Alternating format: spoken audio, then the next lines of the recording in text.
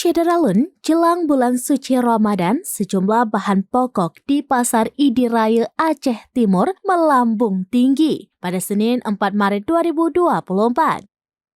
Salah satu pedagang di Pasar Idiraya Aceh Timur, Iqbal, menerangkan harga bahan pokok naik sejak akhir Februari lalu. Adapun beberapa bahan pokok yang naik yaitu telur ayam dari harga Rp46.000 per kilo naik menjadi Rp55.000. Harga cabai merah sebelumnya Rp35.000 naik menjadi Rp50.000 per kilo. Cabai hijau harga sebelumnya Rp30.000 naik menjadi Rp40.000 per kilo. Cabai rawit Rp40.000 menjadi Rp50.000. Selanjutnya tomat dengan harga awal Rp10.000 naik menjadi Rp16.000 per kilo. Kentang Rp14.000 menjadi Rp18.000.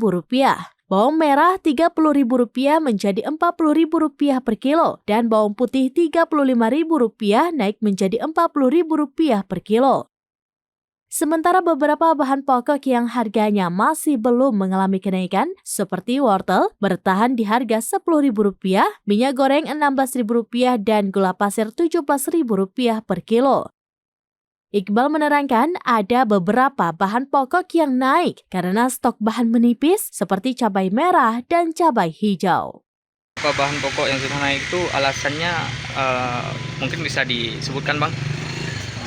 Kurang bahannya, kurang bahan pokoknya, atau cabai itu kurang. Okay. Kurang ada yang gagal panen.